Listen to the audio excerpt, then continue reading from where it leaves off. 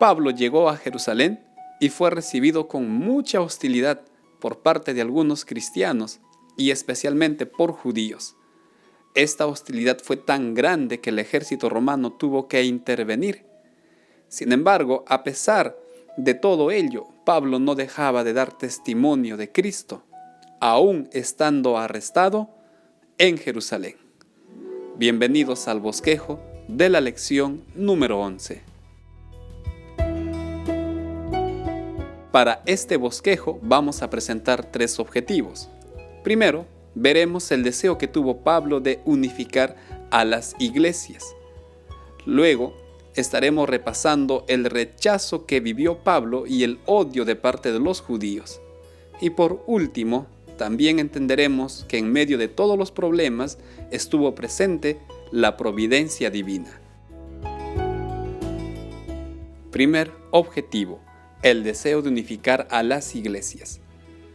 En el libro de Gálatas, el capítulo 2, y en 2 de Corintios 16, Pablo da el testimonio de haber recogido las ofrendas de iglesias gentiles para llevarlas a Jerusalén y de esta manera ayudar con el hambre que vivía esa ciudad y al mismo tiempo manifestar el buen espíritu de estas iglesias.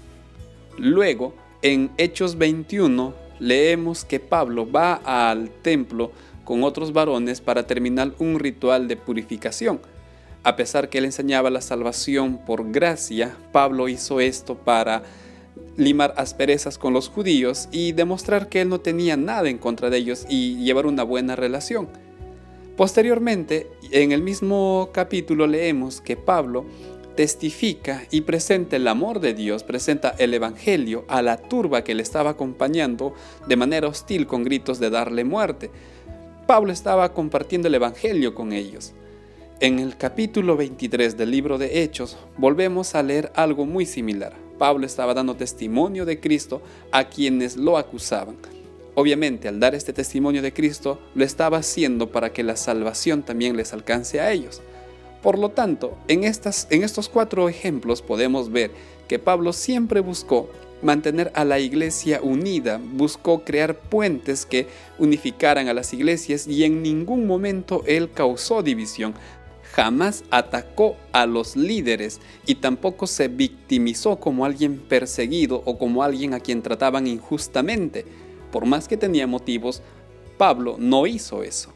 En estos ejemplos vemos el carácter de un verdadero líder que busca apoyar y unir a la iglesia, que sigue el consejo de los dirigentes, que presenta a Cristo, pues el único que puede unir a la iglesia es Cristo. Segundo objetivo, rechazo y odio a Pablo. En este objetivo vamos a ver 3 ejemplos de esta actitud hacia Pablo. Primero, en Hechos 21, cuando leemos que Pablo se presenta ante el sacerdote para terminar la purificación, el pueblo reacciona violentamente. Unos judíos llegados de Asia reconocen a Pablo y comienzan a causar alboroto al punto de golpearlo. Fue necesario que el ejército romano interviniera para salvar la vida de Pablo.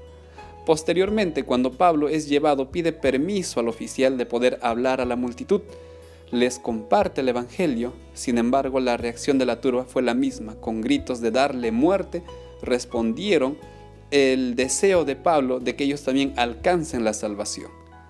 Por último, en Hechos 23, en los primeros versículos, Pablo se presenta ante el Sanedrín, mejor dicho, es presentado. Les explica su inocencia, pero la respuesta fue una bofetada en la boca con la cual pretendieron silenciar al apóstol. En estos 3 ejemplos vemos cómo el pueblo rechazó las obras que hacía Pablo y al mismo tiempo mostraron su odio que les llevó a tramar incluso planes para quitarle la vida. Tercer objetivo, la providencia divina. Estando ya Pablo en la cárcel en Jerusalén, el Señor se le presenta y en el capítulo 23:11 de Hechos leemos lo que el Señor le dice. Ten ánimo, le dice a Pablo, es necesario que testifiques de mí en Roma.